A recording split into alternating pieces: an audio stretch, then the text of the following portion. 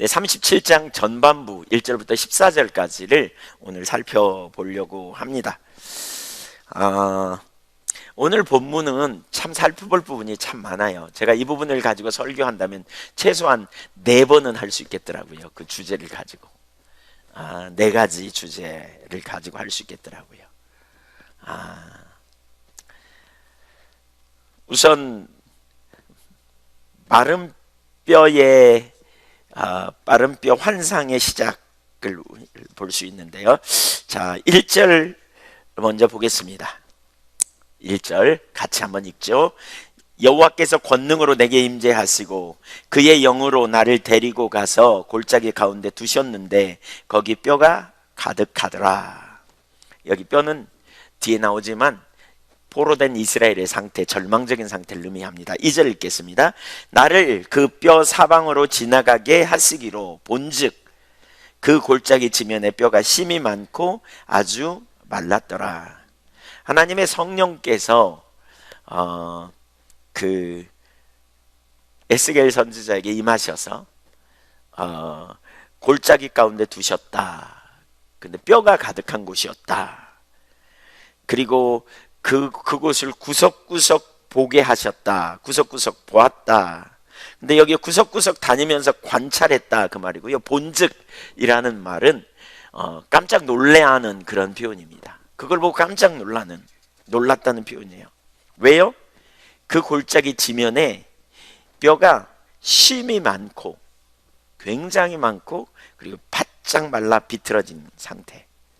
그러니까 매장되지 못하고 방치된 뼈들, 햇빛에 바짝 말라붙은, 살은 한 점도 없이 다 썩고 그리고 뼈만 남아있는 상태. 근데 적은 게 아니고 아주 많은 상태를 얘기해요. 왜 이런 일이 있었을까요?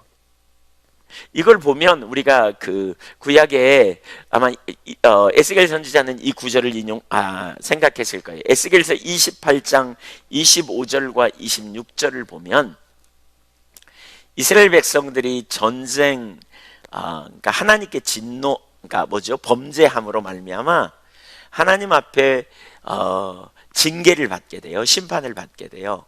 그래서 전쟁에 대패하게 되는 것에 대해서 나누거든요.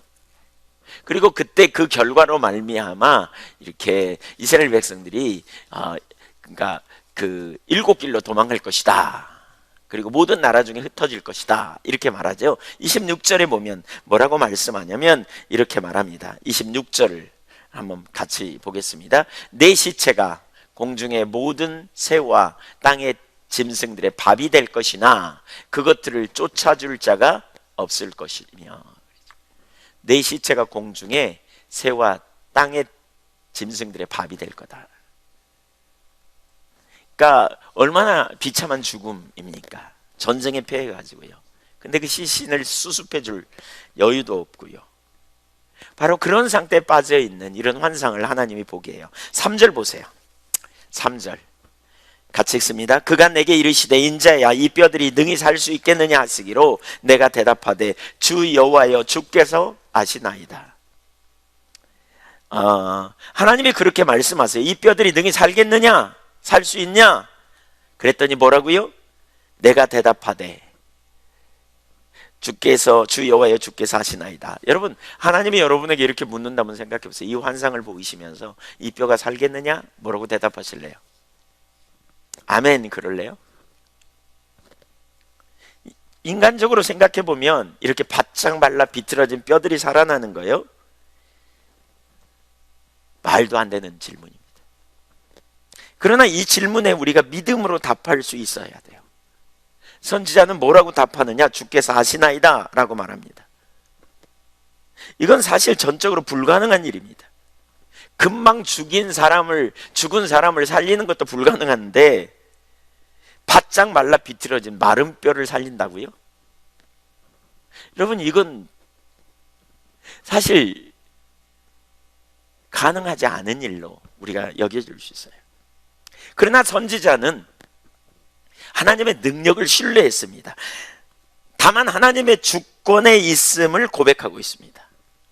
이런 믿음이 필요합니다. 하나님은 이 뼈를 살릴 수 있다는 것, 이 뼈들마저도 하나님은 살릴 수 있는 능력을 선지자는 신뢰했어요. 왜냐하면 그 뒤에 보면 그는 하나님이 말씀하시는 대로 순종하고 따라가거든요. 그걸 보면 그 믿음이 있는 사람이에요, 선지자는. 근데 살리고 안 살리는 그것은 하나님의 주권이라고 그가 고백하고 있는 거예요. 하나님 꼭 살리십시오 라고 말하지 않아요. 살려야 합니다 라고도 말하고 있잖아요. 주님의 주권을 인정하고 어떻게 하시든지 하나님의 뜻이 완전할 수 있음을, 하나님은 살리고자 하면 살리실 수 있고, 그러나 안 하셔도 하나님의 뜻이 온전합니다 라는 고백인 것이지요. 이 믿음이 필요해요. 뒤에 나누겠지만 에스겔은 인간적으로 볼 때 이해가 가지 않는 일을 하나님께 이렇게 그 말씀을 듣습니다. 그런 일을 하나님이 시켜요. 그리고 그 말씀을 듣고 에스겔은 순종하는 자리로 가요. 성경에 그런 이야기들이 되게 많이 나와요. 우리가 하나님께 쓰임받기 위해서는 이런 믿음이 필요해요. 사실 주님 따라갈 때도 이런 믿음이 필요해요. 세상의 계산과 하나님의 그 결론은 달라요. 하나님이 말씀하실 때 홍해를 향해 지팡이를 내미는 것이 쉬운 일일까요? 하나님이 말씀하실 때 물이 굉장히 많이 흐르는 그곳을 향해 믿음으로 발을 내딛고 건너가는 것이 쉬운 일일까요? 하루에 한 바퀴씩 여리고성을 도는 일을 하라고 하셨을 때 그것이 쉬운 일일까요? 절대로 쉽지 않습니다. 도저히 계산이 나오지 않는 일로 하나님의 주권과 능력을 아는 사람이 아니면 순종할 수 없습니다. 그러나 하나님의 능력을 알고 하나님을 온전히 의지하는 사람은, 사람의 능력으로 비교할 수 없는 하나님의 완전하신 능력을 아는 사람은 바로 믿음으로 순종하며 나갈 수 있어요. 하나님은 그런 사람을 통해서 역사하세요. 우리에게 그 믿음이 있는가 생각해 볼 필요가 있어요. 여러분, 그 믿음이 있으신가요? 개인적인 삶에서도 마찬가지예요. 우리가 주님 따라가면서 참 어려운 게 그거더라고요. 주님 따라가면서 하나님은 우리가 예수 믿으면, 잘 믿으면 만사형통하는 삶으로만 인도하지 않잖아요. 때로 하나님이 우리의 교만을 깨뜨리고 우리로 하여금 겸손함의 자리에 서서 오직 하나님의 능력으로만 사는 삶으로 이끌기 위해서 때로는 우리를 막다른 골목으로 인도하신단 말이에요. 그때는 앞이 안 보여요. 마치 손을 가지고 눈앞을 가리우는 것과 똑같은 일이 일어나요. 하나님이 안 계신 것처럼, 듣는 것도 듣지도 않으시는 것처럼 느낄 때가 있어요. 바로 그런 순간에도 우리는 눈앞에 보이는 환경이 아니라 환경 너머의 주님을 향한 믿음, 하나님이 말씀하시면 그 말씀대로 반드시 이루실 수 있다는 것, 그리고 반드시 이루실 것이라는 믿음의 확신이 우리 가운데 얼마나 중요한지 몰라요. 이런 고백이 저와 여러분에게 있기를 간절히 축복합니다. 네, 그런 은혜가 있기를 축복합니다. 아멘. 두 번째, 말씀하시고 대언을 통해 이루어지는 회복을 우리가 보기 원합니다. 에스겔서 37장 4절입니다. 같이 읽어보겠습니다. 또 내게 이르시되 너는 이 모든 뼈에게 대언하여 이르기를 너희 마른 뼈들아 여호와의 말씀을 들을지어다. 4절부터 10절에 보니까 대언이라는 말이 5번이나 나옵니다. 하나님께서 직접 마른 뼈에게 명령하지 않고 선지자에게 그 말씀대로 선포하는 것. 그러니까 대언은 뭐예요? 하나님의 말씀을 대신해서 전하는 거예요. 말하는 거예요. 왜 하나님이 직접 하지 않으시고 에스겔을 통해서 말씀하실까요? 우리가 이미 여러 차례 살폈지만 하나님은 사람을 통해서 일하십니다. 첫사람 아담을 창조하실 때부터 그렇게 계획하셨습니다. 하나님은 사람을 동역자로 삼으셔서 하나님은 동역자를 통해서 일하심을 우리는 기억해야 돼요. 창조 때부터 그렇게 계획하셨어요. 그러므로 하나님께서 우리에게 하나님의 목적과 의도를 알게 해주실 때, 그때 우리는 하나님의 목적에 우리의 삶을 드리고 순종한 자리로 가야 합니다. 주님과 동행하는 삶에 있어서 반드시 알아야 할 것 중에 하나가 이것입니다. 믿음으로 순종하고 따라가는, 이게 내 계산과 하나님의 능력이 다르다는 거죠. 하나님의 종들에게 참 요구되는 게 바로 그거더라고요. 믿음의 순종. 이거 대언하는 자. 5절부터 8절까지 연속해서 한번 읽어볼까요? 시작. 주 여호와께서 이 뼈들에게 이같이 말씀하시기를 내가 생기를 너희에게 들어가게 하리니 너희가 살아나리라.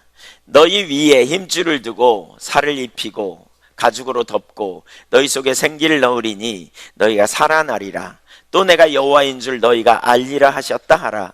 이에 내가 명령을 따라 대언하니 대언할 때에 소리가 나고 움직이며 이 뼈 저 뼈가 들어맞아 뼈들이 서로 연결되더라. 내가 또 보니 그 뼈에 힘줄이 생기고 살이 오르며 그 위에 가죽이 덮이나 그 속에 생기는 없더라. 주 여호와께서 에스겔에게 대언하라 그럽니다. 뭐라고요? 이 뼈들에게 생기를 들어가게 하리니 너희가 살아나리라, 이렇게 말하시고 먼저 힘줄을 두고 살을 입히고 가죽으로 덮고 생기를 넣을 것이다. 그러면 너희가 살아나리라, 이렇게 말하고 있죠. 그래서 이 명령을 따라 7절에 보니까 이에 내가 명령을 따라 대언하니 그랬어요. 여러분, 되게 중요한 게 있어요. 하나님이 에스겔에게 말하실 때에 그 일이 일어나지 않았어요. 에스겔에게 이렇게 말하라, 내가 이 일을 할 거야 라고 하실 때에 그 일이 성취된 게 아니에요. 그 일이 언제 이루어졌다고요? 에스겔 선지자가 선포할 때 그 일이 일어났다고요. 여러분, 그래서 동역자가 중요해요. 하나님의 의도를 가지고 그 종들에게 보일 때 그 종들은 하나님의 목적에 자신의 삶을 들여 헌신하며 순종하고 나아갈 때 하나님의 목적이 성취되는 거예요. 하나님이 말씀하시고 하나님이 생각하시고 하나님이 계획하시면 하나님의 때 하나님 방법대로 하시겠지. 그리고 뒷짐지면 안 돼요. 하나님이 우리에게 말씀하셨다면, 하나님의 의도를 보이셨다면 우리가 그 하나님의 의도를 따라 목적을 따라 우리의 삶을 드리고 헌신하고 순종하며 나아갈 때 역사가 일어나는 거예요. 이게 동역자의 삶이에요. 내가 명령을 따라 대언하니 대언할 때에 소리가 나고 움직이며 이 뼈 저 뼈가 들어맞아 뼈들이 서로 연결되더라. 뼈에 힘줄이 생기고 살이 오르며 그 위에 가죽이 덮이니 그 속에 생기는 없더라. 이렇게 말하고 있어요. 하나님이 이미 말씀하셨어요. 에스겔에서 말씀이 하나님으로부터 나와 에스겔에게 갔어요. 그런데 하나님이 직접 그 뼈에게 명령하지 않고 사람을 통해서 역사하신다는 사실이에요. 우리가 하나님의 음성을 듣는다는 것, 말씀을 듣는다는 것, 하나님이 우리에게 하나님의 의도와 뜻을 보인다는 것이 하나님 편에서 뭘 기대하고 있고 또 우리 편에서 그것이 얼마나 큰 사명이고 그것이 얼마나 큰 그러한 어떤 우리가 순종해야 될 책임성이 있는지를 발견해야 돼요. 우리가 주의 종, 그렇죠? 우리가 주님의 그 일에 우리가 동역하는 자로 우리가 구원받고 그냥 이 땅에서 잘 먹고 잘 사는 것이 아니라 하나님 우리를 통해 하나님 나라를 넓히고 하나님 뜻을 이루기 원하실 때에 바로 우리를 통해 일하기 원하세요. 하나님이 여러분을 통해 영혼을 긍휼히 여기는 마음을 부으신다면 그 마음 가지고 나아가십시오. 여러분이 말하기 전까지는, 행동하기 전까지는 아무 일도 안 일어날 수 있어요. 하나님이 여러분에게 어떤 마음을 주신다면 그 일에 여러분을 초청하는 거예요. 저를 초청하는 거고, 그러면 우리가 그 일에 동참하여 가는 거예요. 먼저 거기에 능력이 있어요. 그걸 통해 하나님의 뜻과 하나님의 나라가 넓혀지고 하나님의 목적이 성취되는 자리로 갈 수 있다는 거예요. 우리가 아멘하며 믿음으로 나아갈 때 역사가 일어나는 거예요. 말씀에 순종하는 게 쉽습니까? 쉽지 않습니다. 어떻게 보면. 그러나 그 일을 순종해 가야 돼요. 한번 생각해 보세요. 여러분이 에스겔 선지자라고 생각해 보세요. 지금 여러분이 서 있어요. 여러분 주변에 뼈들이 잔뜩 있어요. 공동묘지 같아. 공동묘지는 무덤이라도 있지. 근데 무덤도 없어요. 그냥 뼈들만 잔뜩 깔려 있어요. 그 위에 여러분 서 있어요. 주님께서 여러분에게 말씀해요. 명령하래. 아무도 없으니까 어쩌면 할 수 있을지 몰라요. 아이고, 안 되면 어떻게. 거기에 몇 사람만 서 있는데 몇 사람이 그 옆에 있다고 쳐보세요. 뼈들에게 대연해. 예, 살이 생기고 힘줄이 생기고 이렇게 대연하라 그러면 할 수 있겠어요? 이런 말씀에 순종하는 일은 결코 쉽지 않을 수 있어요. 그래서 우리가 하나님과 친밀한 교제가 중요하고요, 유언부담을 감수하며 순종하는 일이 필요해요. 그래서 믿음이 없이는 이게 불가능한 거예요. 너무나 황당할 거예요. 누가 그 말 들으면 미쳤다 그럴 거예요. 정말 미친 사람이라 이렇게 말할 거예요. 근데 그는 순종했어요. 뭘로요? 믿음으로요. 하나님 말씀하시면 그대로 이루어질 줄 믿고 순종하고 나간 거예요. 여러분, 이 구절을 보면서 무슨 생각이 듭니까? 여러분이 에스겔이라면 어떻게 했을까 생각해 보세요. 머리로는 알겠는데 아멘 하기는 쉽지 않을 것 같은데요. 그러니까 하나님이 나 같은 건 안 쓸 거야, 이렇게 생각하십니까? 여러분, 우리가 믿음으로 순종하는 자리로 가려면 하나님을 아는 것이 그래서 중요해요. 말씀에 순종하는 게 쉽지 않아요. 그래서 하나님을 아는 것이 중요해요. 아는 만큼 믿음으로 행하게 되고요, 하나님의 영광을 볼 수 있어요. 그래서 하나님은 믿음의 사람을 찾으세요. 믿음의 사람을 동역자로 쓰세요. 왜 하나님이 우리를 광야로 인도하십니까? 왜 하나님이 우리를 빚어가십니까? 믿음의 세대로 세우기 원하는 거예요. 왜 이스라엘 백성들을 40년 동안 광야를 돌게 하셨습니까? 요단강을 건널 때부터 여리고 성, 믿음으로 하지 않으면 가나안 땅 점령할 수 없는 거죠. 그래서 우리를 빚어가시는 거예요. 많은 사람들이 하나님으로부터 말씀을 듣지만 순종하지 못해요. 왜? 유언부담이 있어서. 왜? 믿음이 없으니까. 그렇게 하다가 자기가 바보 될까 봐, 혹은 대가를 지불하는 게 너무 겁나서 믿음이 없어서 순종 못해요. 그러니까 하나님의 역사가 성취되지 않는 거죠. 에스겔 선지자가 말씀으로 순종했더니 역사가 일어났어요. 순종했더니. 말씀에 순종하는 믿음의 종들이 다 되시기를 축복합니다. 우리 그렇게 하시자고요. 주님이 주셨으면, 주님이 말씀하셨으면 나를 초청하는 거예요. 나부터 그 자리에 세우시는 거예요. 여러분, 하나님이 여러분에게 말씀하셨으면 여러분이 그 자리에 가야 돼요. 그 자리에 가야 돼요. 그래서 많은 사람이 주님의 음성을 못 듣는 거예요. 왜요? 말씀하셔도 안 들으니까. 우선 말씀 안 하세요. 왜 그러잖아요. 예레미야서에 내가 새벽부터 부지런히 너희에게 말하여도 너희가 듣지 않아서 더 이상 너희에게 말하지 않겠다. 잠언 1장에도 그런 표현이 있어요. 내가 그렇게 말해도 너희가 돌이키지 않아서. 근데 너희가 그날에 광풍인같이 너희에게 재앙이 오고 어려움이 올 때, 그때 너희가 나를 찾으면 내가 듣지 않으리라, 너희에게 말하지 않으리라, 이렇게 말해요. 우리가 왜 하나님 말씀을 못 들어요? 순종 안 하니까요. 말씀을 듣고 거기에 따라가는 일이 안 돼. 믿음이 없어서, 대가지불이 안 돼서.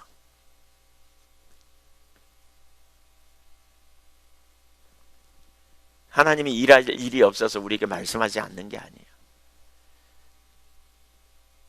하나님의 마음을 가지고 우리가 나아갈 때 하나님이 우리를 통해서 하나님 크기의 일을 이루시기를 원하세요. 하나님께 쓰임받기 원하는 분 손 들어보세요. 저요 해보세요. 네, 주님이 우리를 쓰시기를 원하시고요, 우리를 통해 일하실. 우리가 겸손함으로 나아가는 게 얼마나 중요한지 몰라요. 9절 보겠습니다. 9절.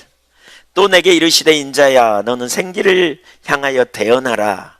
생기에게 대언하여 이르기를, 주 여호와께서 이같이 말씀하시기를, 생기야, 사방에서부터 와서 이 죽음을 당한 자에게 불어서 살아나게 하라 하셨다 하라. 10절 같이 읽죠. 이에 내가 그 명령대로 대언하였더니 생기가 그들에게 들어가매 그들이 곧 살아나서 일어나 서는데 극히 큰 군대더라.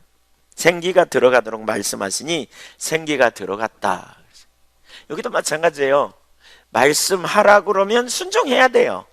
그리고 순종했더니 역사가 일어난 거예요. 순종했더니. 하나님이 저와 여러분에게 죽어가는 영혼에게 가서 복음을 전하라 그러면 가야 돼요. 하나님 저와 여러분을 통해서 열방을 섬기는 마음을 주시면 우리가 거기 순종하고요, 죽어가는 자들을 향한, 가난한 자들을 향한, 손해된 자들을 향한, 문제 있는 자들을 향한 하나님의 마음을 주실 때 우리가 그렇게 순종할 때 역사가 일어나는 거예요.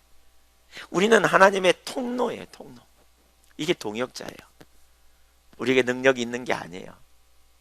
주님이 하실 때 가는 거예요. 그래서 어떻게 됐다고요? 극히 큰 군대더라 그랬어요. 우선 그 군대는 뭐예요? 전쟁에서 죽었던 자들이 다시 하나님께서 살리심으로 살아나게 되었다, 그 말입니다. 창세기 2장 7절에 보면 여호와 하나님이 땅의 흙으로 사람을 지으시고 생기를 그 코에 불어 넣으시니 사람이 생명이 되었다. 1차적으로 하나님이 말씀하실 때 뭐라 그랬다고요? 뼈들이 붙고 거기에 힘줄이 붙고 살이 붙고 가죽이 덮이고, 이게 이제 흙으로 만든 것과 같은 상태죠. 그리고는 생기를 불어넣었더니 거기 생명이 되었다 그랬는데, 바로 생기를 불어넣으니까 사람이 살아나게 되었다라고 말씀하고 있죠. 사람이 다시 살아나게 된 거예요. 거기 놀라운 회복이 일어난 거죠. 창세기에 하신 것 같은 일이 일어난 것입니다. 하나님이 말씀하셨고 순종하자 그들에게 생기가 들어가 다시 살게 된 것입니다. 이런 일이 어떻게 일어났습니까? 하나님의 말씀의 능력입니다. 하나님이, 그러니까 말씀이 선포될 때 그 말씀대로 되었습니다. 우리가 소중히 여겨야 될 게 여러분 하나님의 말씀입니다. 하나님의 말씀은 생명입니다. 말씀을 소중히 여겨야 합니다. 우리가 오늘날 너무나 우리가 말씀을 가볍게 여깁니다. 아무렇지도 않게 생각합니다. 말씀을 듣지만 그 말씀대로 이루어질 기대감조차도 없는 경우가 많습니다. 그러나 여러분, 하나님의 말씀은 생명입니다. 히브리서 4장 12절 이하에 하나님 말씀은 살았다고 말합니다. 운동력이 있다고 말해요. 하나님의 말씀이 우리를 살리고, 하나님의 말씀이 우리를 위험한 지경에서 건져내시고, 하나님의 말씀이 우리를 모든 진리 가운데 인도하시고, 말씀이 우리를 소성시키십니다. 말씀은 빛이십니다. 그래서 말씀을 우리가 소중히 여기는 자세가 필요해요. 근데요, 여기 중요한 게 있어요. 여기 말씀이 의미하는 바가 뭔지를 기억할 필요가 있어요. 말씀이 의미하는 바가 뭔지. 이 말씀은 기록된 말씀만을 의미하는 게 아니에요. 그러니까 말씀만을 의미한다 그 말이 아니라, 그러니까 표현이 좀 조심해야 되는데, 기록된 말씀을 의미하지 않아요. 이 말씀은, 여기 구약시대 이 말씀 뭐예요? 선지자에게 하나님이 주신 말씀이에요. 제가 성경이 필요 없다 그 말이 아닙니다. 절대 그 말이 아닙니다. 그러니까 하나님은 우리에게 성경을 주셨습니다. 성경은 완전합니다. 성경은 그 1.1획도 틀림없이 우리에게 주신 하나님의 말씀입니다. 성경은 충분합니다. 우리에게 완전하고요, 부족함이 없습니다. 성경은. 그런데 우리 신앙은 기록된 성경을 잘 연구해서 살아가는 것이 아닙니다. 인격적인 하나님과 살아계신 하나님과 친밀한 교제 가운데 성령께서 조명해 주심으로 우리에게 그 말씀이 와야 한다는 거예요. 율법전설 연구해서 살아가는 것처럼 그렇게 사는, 거기에 머무르면 안 돼요. 그래서 잭디어라고 하는 분은 그렇게 말해요. 예수님이 승천하시면서 내가 가면 한 권의 책을 너희에게 주고 가리니, 이렇게 말씀하지 않았다는 거예요. 내가 가면 또 다른 보혜사를 보내리니 라고 말씀하셨어요. 우리에게 주신 성경은 완전합니다. 충분합니다. 그러나 이 성경을 성령께서 조명해 주실 때 우리 삶에 강력한 능력이 있습니다. 성령님이 우리 가운데 깨닫게 하실 때 그것이 우리 삶에 능력 있는 말씀이라는 것입니다. 왜 우리가 말씀을 수도 없이 듣는데, 왜 우리가 성경을 많이 읽는데, 왜 우리가 달달달달 암송도 하는데 능력이 없느냐? 그 말씀이 우리에게 지금 내게 주시는 말씀으로 오지 않기 때문에 그렇습니다. 우리는 기록된 말씀인 성경을 부지런히 읽고 묵상하며 살아야 합니다. 그리고 읽고 묵상하고 암송하고 우리가 그렇게 할 때 어떤 순간 하나님께서 성경을 통해서 성령께서 조명하셔서 우리가 말씀을 깨닫게 하시고 그 말씀을 통해서 지금 내게 주시는 말씀으로 우리를 인도해 가신다는 거예요. 우리가 설교를 들을 때 설교자로서 설교할 때도 마찬가지입니다. 말씀을 대언하는 자, 설교자를 대언자라 그러죠. 대언자. 저는 설교자가 성경을 잘 연구해서 설교하면 된다고 생각하지 않아요. 과거에는 그렇게 생각한 적이 있어요. 성경 구절 많이 알면 성경을 많이 연구해서 설교하면 된다고 생각했어요. 제가 처음 단독 목회를 나올 때 저 목사님이 그러시더라고요. 그분은 은퇴를 앞둔 아주 정말 겸손하고 귀한 목사님이세요. 너무나 존경할 만한. 근데 그분은 은퇴를 앞두고서 저에게 이렇게 말씀하셨어요. 한 달에 한 번은 하나님의 말씀을 전해야 돼. 전 그게 무슨 말인지 몰라갖고요. 아니 설교가 하나님 말씀 아닌가요? 그랬더니 하나님이 주시는 말씀을 전해야 돼. 하나님이 그날 그 백성들에게 주시는 말씀을 전해야 돼. 그래야 살아. 그래야 그 백성이 살아. 말씀을 못 들으니까 사람들이 죽어. 말라 죽어. 목회 나가거든 한 달에 한 번이라도 하나님이 주시는 메시지를 전하려고 해. 그 말이 제 뇌리 얼마나 깊이 박혔는지 몰라요. 제가 주일 설교를 준비하고 토요일 밤은 거의 잠을 못 잘 때가 많아요. 왜 그런 줄 아세요? 하나님이 주시는 메시지인가를 생각해요. 성경을 쭉 이렇게 봐도 어떤 부분을 하나님이 우리에게 주시는 메시지로 이렇게 깨달아질 때가 있어요. 그 부분을 강조해야 되거든요. 설교 준비를 정말 원고를 다 준비했는데도 아닌 것 같을 때가 많아요. 그럼 거의 어떤 때는 잠을 못 잡니다. 잠자다가 뭐 날밤을 새운 적이 많습니다. 아니면 잔 것 같아. 꿈속에서 막 계속 설교 준비하는 거예요. 제 아내가 저랑 같이 살면서 제가 왜 스트레스 받는지 알겠대요. 전 스트레스가 없는 줄 알았더니 설교 준비 때문에. 저희 그 가문에는 이렇게 머리숱이 많거든요. 근데 저만 없어요. 저만 요즘 자꾸 더 많이 빠져요. 왜 빠진가? 주님의 뜻이 무엇인지 찾으려고 그래요. 주님은 다르게 생각하실 수도 있지만 저는 그렇게 생각해요. 하나님이 주시는 메시지를 나눠야 돼요. 여러분 그런 경험 아시죠? 설교를 듣다가 어느 날 주님이 내게 말씀하시는구나. 기록된 말씀이 내게 비춰지고 깨달아지고 그러려면 먼저 설교자에게요 비춰져야 돼요. 하나님이 지금 뭘 말씀하시려고 하는지가 비춰져야 돼요. 그렇게 돼야 하나님이 주시는 말씀이에요. 그 말씀이 영혼을 살려요. 새롭게 해요. 설교자에게 중요한 게 그거예요. 바울 사도가 그런 표현을 하죠. 고린도전서 2장 3절 이하에 내가 너희 가운데 거할 때 약하고 두려워하고 심히 떨었다. 왜냐하면 내가 전하는 지식이 사람의 말에 있지 아니하고 하나님의 능력에 있게 하려고 그래서 성령의 나타남과 능력으로 너희에게 말을 전하기 원했다. 그래서 약하고 두려워하고 심히 떨었다.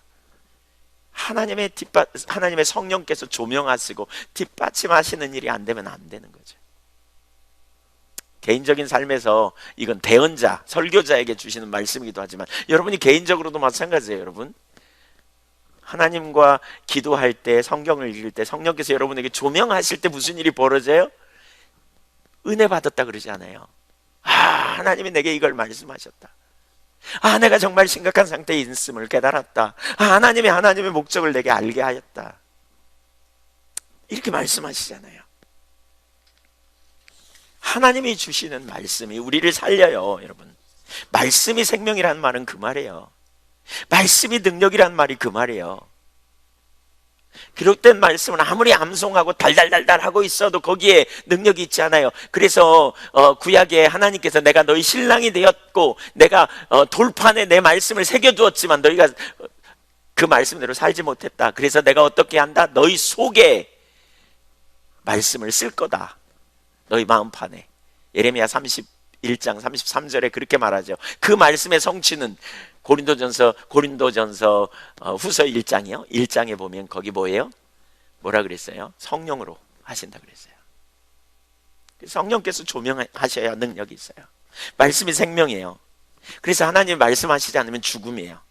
그것이 아모스에서 말하는 심판이죠. 물이 없어 가람이 아니라 말씀이 없어 기갈이다. 오늘날 말씀이 없어 기갈입니까? 제가 극동방송 이번에 갔는데 거기에 보니까 여러 올라오는 것 중에 그런 것 같더라고요. 영혼의 기갈, 영적인 기갈. 예배를 못 드리니까 답답해요. 죽을 것 같아요. 무슨 말인지 알아요, 저는. 설교를 못 들어서 그런다는 게 아니에요, 여러분. CTS, CBS, 극동방송, 인터넷, 유튜브, 설교 엄청 많아요. 하나님의 임재가 없고 하나님이 주시는 말씀이 가라면 우리는 금방 영적으로 어두운 자리로 가요. 금방 우리는 침체돼요. 어제 이 온라인에 들어온 분 중에 한 분이 그런 글을 남겼더라고요. 갈망이 있었는데 말씀을 통해서, 찬양을 통해서 하나님의 은혜를 부으셔서 너무 좋은 시간이었다. 뭐 그런 말씀을 기록하신 것 같아요.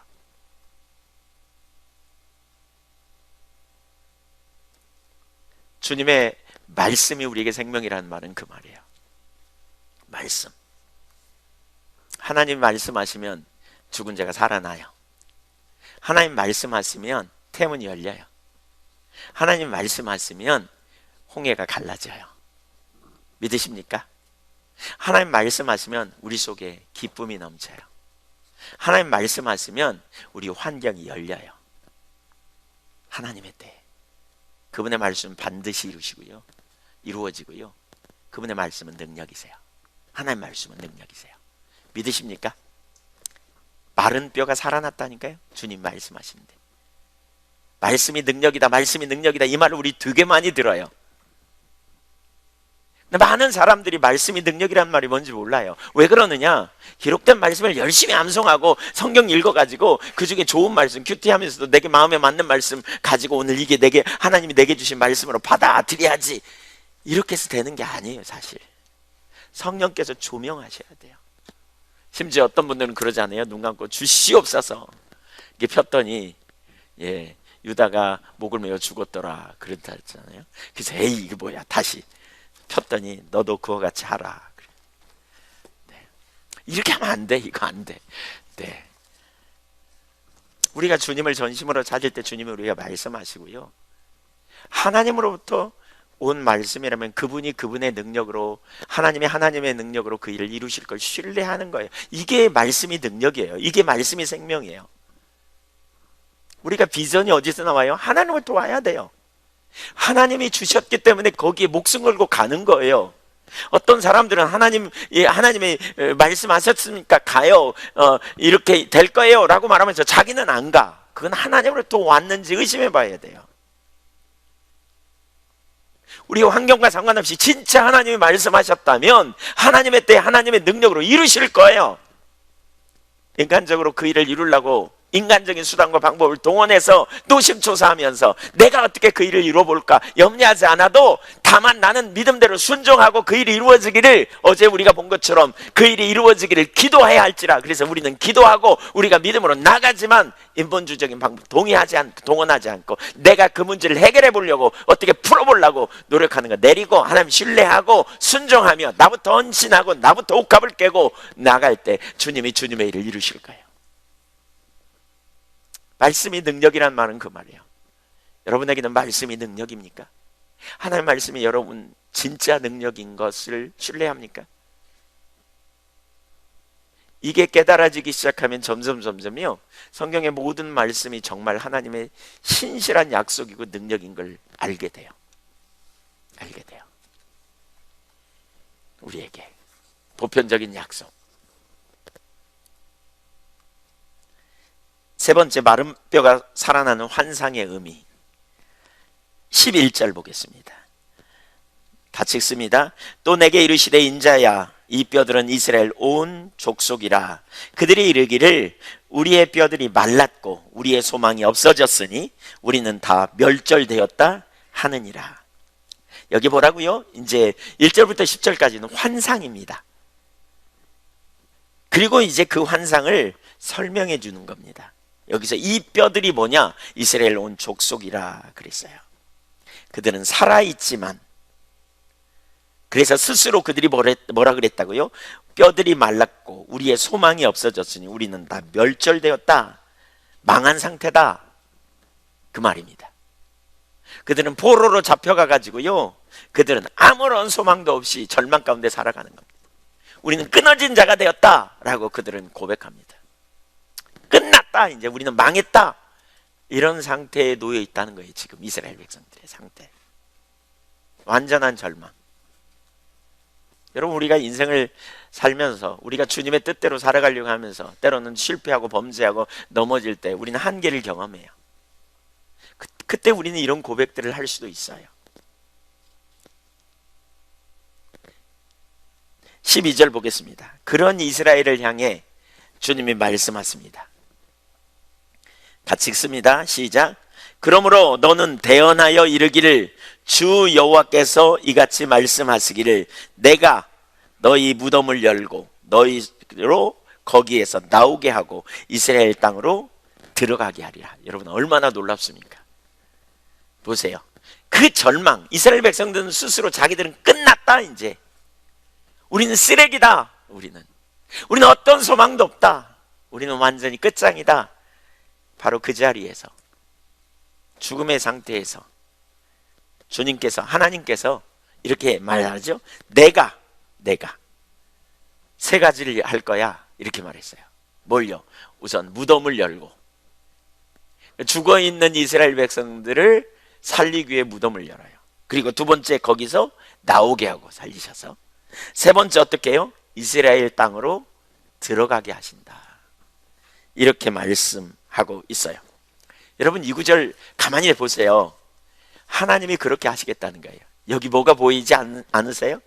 복음이 보여요. 복음이. 이스라엘 백성들의 지금 상태가 어떻다고요? 죽음의 상태예요. 절망의 상태. 그들은 스스로 그걸 인식했어요. 포로로 잡혀 있어요. 영적으로 말하면 뭐죠? 죄와 사단과 사망의 포로가 된 우리. 그래서 죄의 삭은 사망인 상태, 화물가대로 죽었던 우리, 그 우리를 위하여 하나님이 독생자 예수 그리스도를 아끼지 않고 내놓으셔서 저와 여러분이 짊어져야 될 모든 저주를 담당하시고 십자가에 달려 죽으셨어요. 우리 지난주에 살핀 것처럼 십자가의 능력, 우리 살핀 것처럼 주일 설교, 예수님이 십자가에 달려 죽으셔서 저들이 하는 것을 알지 못하나이다, 저들의 죄를 용서하여 주옵소서, 그 주님의 간구로 말미암아 우리의 모든 죄가 사하여지었고 우리의 죄를 짊어지시고 십자가 위에서 주님, 제가 짊어졌사오니 저들의 죄를 용서해 주옵소서라고 말씀하신 그 말씀에 의거하여 우리가 살아난 거예요. 그렇게 구원받은. 여러분, 우리는 여기 포로로 잡혀간 이스라엘 백성들과 비슷한 상태예요. 우리는 이 구절을 보면서 우리와 별로 상관없다고 생각하기가 참 쉬워요.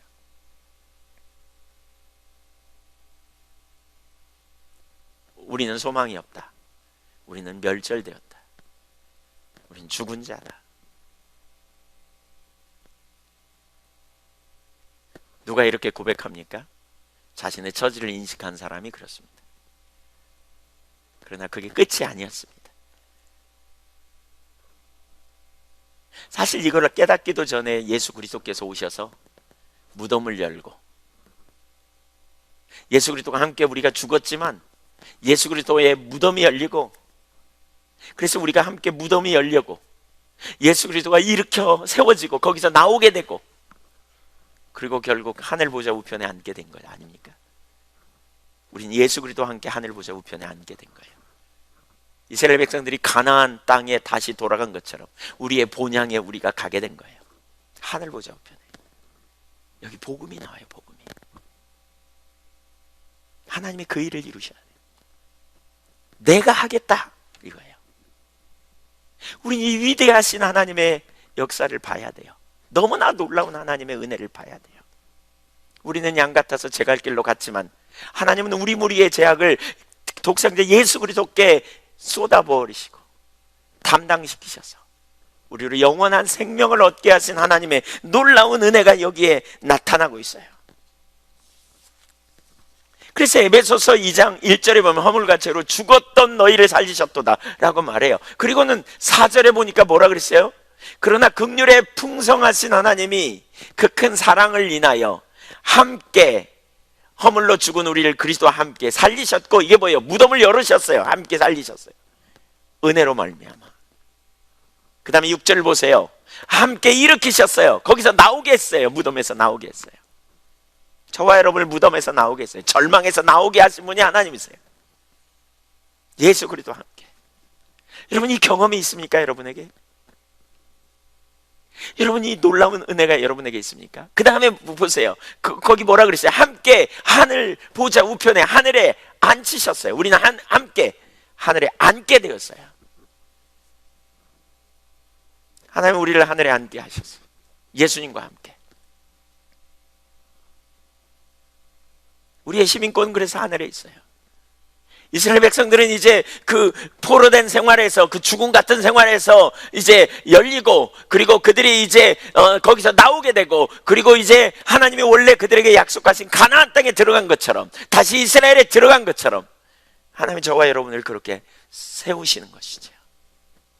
너무나 놀라운 역사. 아무런 소망도, 아무런 능력도, 아무런 의도 없는 우리를 살리신 하나님의 놀라운 은혜, 자비, 긍휼. 거기 복음이 나와요. 복음이. 얼마나 놀라운 축복인지 모르겠어요. 예수님이 우리를 위하여 죽으심으로 그렇게 놀라운 일을 이루신 거예요. 여러분, 이번 우리 하나님 찾으면서 사순절 고난주간, 우리 다음 주에 고난주간 계속 우리 주님 찾으시자고요. 밤마다 찾으려고요. 찾으면서 이번에 우리 그리스도의 그 십자가의 능력도 더 알고요, 부활의 능력을 확실히 더 깨닫고, 그리스도 안에서 우리의 정체성도 더 발견하는 그런 은혜의 축복이 저와 여러분에게 열리기를 간절히 원합니다. 아멘. 그 부활의 능력이 무엇인지 알면 좋겠어요. 우리의 시민권이 하늘에 있다는 말이 뭔지 알면 좋겠어요. 우리가 그리스도와 함께 이 땅에 있지만 우리는 하늘에 속했어요. 하나님 보좌 우편에 함께 앉게 된 자, 그것이 뭔지 그냥 머리로 아는 것이 아니라 성령의 조명으로 분명히 깨닫고 그런 능력 있는 삶을 사셨으면 좋겠어요. 그런 실제적인 삶이 되시기를 주님의 이름으로 축원합니다. 아멘. 그 영광을 보기를 원해요.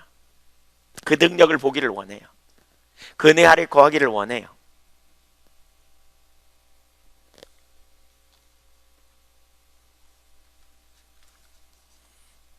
그 결과가 뭐냐? 13절 보세요. 13절.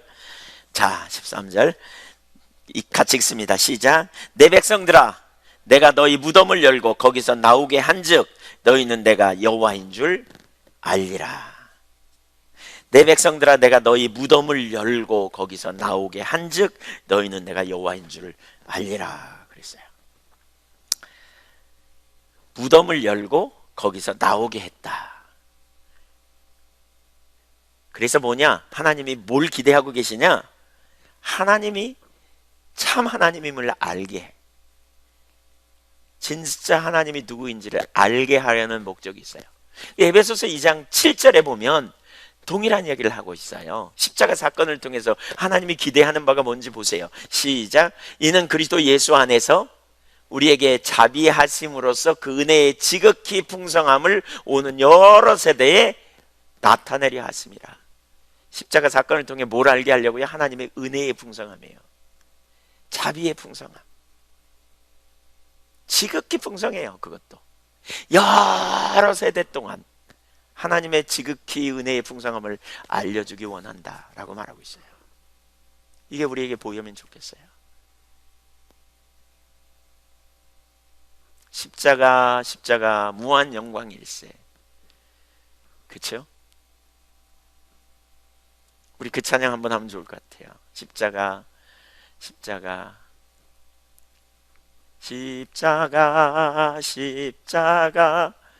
무한 영광일세. 십자가 왜 무한 영광이에요? 내가 거기서 나를 끌어내리는 그 일을 주님이 이루기 위해서 무진장 심각한 죄를 짓고 하나님의 진노 아래에서 죄와 사단과 사망의 종로로 타는 우리를 끌어내기 위해서 십자가 지신 우리 주 예수 그리스도의 은혜. 그래서 그분의 사랑, 자비, 긍휼이 얼마나 놀라운지 우리가 아는, 여러분 그 사랑이 발견될 수 있기를 주님의 이름으로 축원합니다. 회복은 거기 있어요. 궁극적인 회복은 거기 있어요. 여러분 우리가 여기서 기억할 것은 답은 우리에게 있지 않아요. 그렇죠? 우리는 이스라엘 백성들이 여기 스스로 뭐라고 고백했다고요?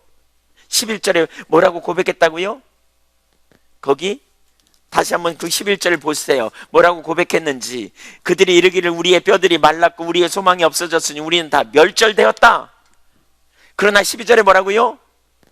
주 여호와께서 내 백성들아 내가 너희 무덤을 열고 너희를 거기에서 나오게 하고 이스라엘 땅으로 들어가게 하리라. 하나님의 주님의 은혜로 구원받은 거예요. 은혜로. 우리가 이 사순절을 보내면서 바로 그 은혜를 발견하면 좋겠어요. 우리가 이 꼼짝달싹할 수 없는 지금 코로나 사태로 말미암아 꼼짝달싹 못하는 이런 환경 속에서 우리가 주님으로 말미암아 이긴 놀라운 승리를 깨달으면 좋겠어요. 얼마나 놀라운 은혜요 축복인가.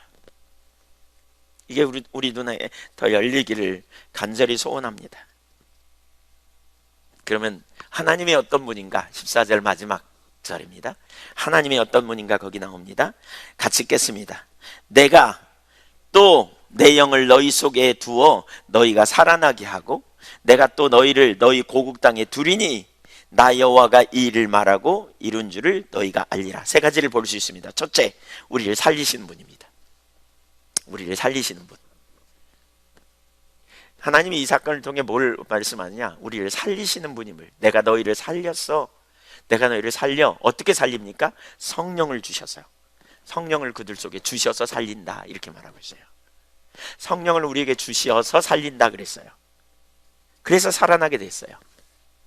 그러니까 내 영을 너희 속에 두어 너희가 살아나게 하고 그랬어요. 십자가 사건을 통해서 우리가 이미 구원받은 자라면 주님의 성령으로 우리 가운데 충만케 하실 때에 저와 여러분이 살게 될 줄로 믿습니다. 무엇보다 우리가 성령 충만을 구해야 될 이유가 거기 있어요. 성령으로 충만하기를, 우리를 살리시되 성령으로 충만케 해달라고 우리가 구해야 돼요. 생기를 불어넣었듯이 하나님의 성령으로 충만하게 해달라고 우리가 기도해야 돼요. 오순절 마가다락방에 성령님이 임하시자 어떤 일이 벌어졌습니까? 겁쟁이였고 두렵고 떨던 이스라엘 예수님 제자들이 완전히 달라졌습니다. 베드로가 사내들인 공회 앞에서 얼마나 담대히 말합니까? 그가 말한 성경의 그 유창한 성경 해석을 통해서 사내들인 공회원들 꼼짝 못하게 만들어 놓잖아요. 어떻게 그렇게 됩니까? 거기 4장 8절에 보니까 그가 성령으로 충만하게 돼서 일이 이루어졌어요. 성령 충만이 필요합니다. 성령 충만. 여러분 우리가 성령으로 충만해야 살아납니다. 우리를 성령으로 충만하게 해달라고 성경은 말하고 있어요. 너희가 악할지라도 자식에게 좋은 걸 줄 알거든 하물며 구하는 자에게 성령으로 주시지 아니하겠느냐? 누가복음에 말씀하고 있죠. 우리가 성령으로 충만하기를 구해야 돼요. 한번 따라서 하세요. 성령으로 충만하여, 성령으로 충만케 하여 우리를 살리소서. 나를 살리소서. 하나님 저를 살려주세요. 우리가 이렇게 구해야 되겠어요.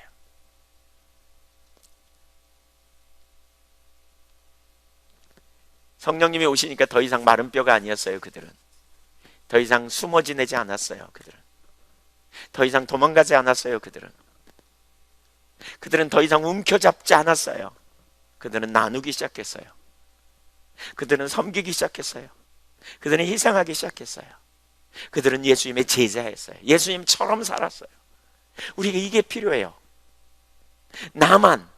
나를 위해서 내 중심으로 예수를 믿지만 마른 뼈와 같이 살아가는 하나님 말씀과 상관없이 살아가는 자들이 되지 않고 성령으로 충만하여 우리가 살아나기를 원해요. 이 땅에 교회가 살아나야 돼요. 이기적인 거 내려놔야 돼요. 우리가 자기중심적인 게 깨져야 돼요. 서로 섬기고 서로 돕고, 그리고 우리가 열방을 위해 기도하고 하나님 나라와 통치를 이루어 주시기를 기도하고, 우리가 이런 자리로 가야 돼요. 지금 개인의 삶도 어렵지만 지금 교회들이 참 어려워요. 미자립 교회들이 참 어려워요. 비전 교회들. 그래서 여러분, 제가 교회에서도 그걸 좀 한번 하려고 그러는데 지금 그런 운동이 일어나고 있거든요. 교회들 돕는, 개인을 돕는 일보다 더 우선적으로 지금 교회를 돕는 일을 해요. 개척교회 그 월세 내주기 뭐 이런 부분. 그래서 우리도 한번 그 일을 위해 헌금하면 좋겠다 이런 생각이 들더라고요. 여러분, 감동 있으면 함께 동참하세요. 함께 그 일에 함께 하시면 좋겠어요. 헌금해 주세요. 그 일을. 그럼 모아서 우리 그 일에 이렇게 같이 동참할 수 있으면 좋겠다 이런 생각이 들어요. 저 또 말 나온 김에 한 가지 더 나누면, 최근에 선교 헌금이 많이 줄어갖고 선교 헌금이 마이너스래요. 우리 선교 헌금이 정말 많이 나가는데 그러면 선교사님들 굶어요. 선교 헌금이 많이 줄었어요. 함께 동참해 주세요. 네, 제가 헌금 얘기 절대 안 하죠. 아니, 절대 안 하진 않죠. 아주 오랜만에 하는 것 같은데, 기도하면서 특별히 감동이 있으면 여러분 함께 동참해 주시면 좋겠어요. 두 번째, 하나님이 어떤 분인가? 유업을 회복시키는 분이에요. 자비와 긍휼이 풍성하신 하나님이 우리를 살려주셨다면, 성령을 부으셔서 우리를 살려주신다면, 두 번째로 유업을 회복시키세요. 거기 고국 땅에 두겠다 그러잖아요. 고국 땅 어디입니까? 하나님이 주신 가나안입니다. 성도가 있어야 될 곳입니다. 하나님이 주신 기업의 땅에, 넓은 의미로는 새하늘과 새 땅입니다. 미래적인 의미로는, 그러나 현재적으로는요, 그리스도 안에 거하는 것입니다. 우리에게 고국은 그리스도 안에 있는 것입니다. 저와 여러분이 있어야 할 곳은 그리스도 안에 있는 것입니다. 하나님은 저와 여러분을 성령으로 충만해서 그리스도 안에 머물게 해주실 것입니다. 그리스도 안에 있어야 능력이 있습니다. 그리스도 안에 있어야 우리에게 생명이 있어요. 너희가 내 안에, 내가 너희 안에 있어야 생명이 있다 라고 말했어요. 이것은 전적으로 하나님의 은혜로 가능합니다. 세 번째, 신실하신 분입니다. 하나님이 말씀하시고 하나님이 이루셨다 이렇게 말해요. 거기 14절 후반부에 보면 이렇게 말하죠. 이 일을 말하고 나 여호와가 이 일을 말하고 이룬 줄을 너희가 알리라. 나 여호와가 이 일을 말하고 이루었다. 나 여호와가 말만 하고 뒷짐지고 있었다 라고 말하고 있지 않아요. 여러분, 하나님은 신실하세요. 하나님 말씀하시면 반드시 그 일을 이루시는 분이에요. 우리가 하나님을 아는 것이 얼마나 중요한지 몰라요. 우리가 받은 자로서 우리가 알아야 될 게 그거예요. 하나님이 우리를 살리셨어요. 그분이 우리를 일으키셨어요. 그리고 그분이 우리를 그리스도 안에 이끌어 두셨죠. 고린도전서 1장 30절에 이렇게 말하잖아요. 너희는 하나님께로 나서 그리스도 예수 안에 있고, 예수는 하나님께로 나서 너희에게 지혜와 거룩함과 의로움과 구원함이 되셨느니라. 우리가 그리스도 안에 있게 된 것은 우리의 능력이 아니에요. 주님이 우리를 그리스도께 이끄셨어요. 이것은 뭐냐? 하나님이 말씀하시고 예언하시고 그 예언을 성취하심이라. 그래서 하나님은 인자가 아니시니 후회하지 않으시고요, 그러니까 인자가 아니시니 시건치 않으시고, 인생이 아니시니 그 말씀하신 바를 실행치 아니하시는 그런 분이 아니라는 거예요. 하나님 반드시 말씀하신 대로 이루시는 분이에요. 이것을 우리가 다른 표현으로 말하면 신실하시다. 하나님의 의지가 중요해요. 사랑하는 여러분, 우리가 얼마나 놀라운 은혜로 구원받았는가 이 시간 생각해 보면 좋겠어요. 하나님의 의지가 중요해요. 왜? 하나님에 의지하시면 하나님 말씀하시고 그 일을 이루세요.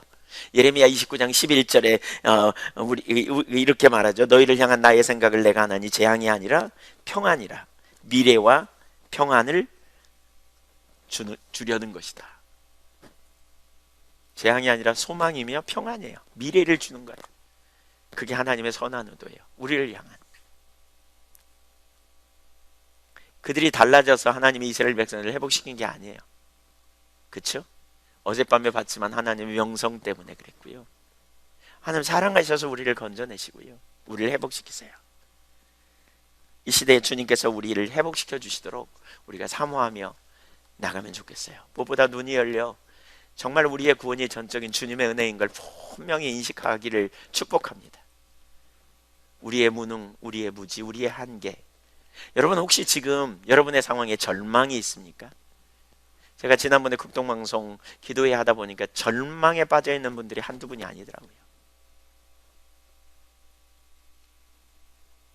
스스로 이스라엘 백성들이 고백했던 것처럼 우리는 망했다.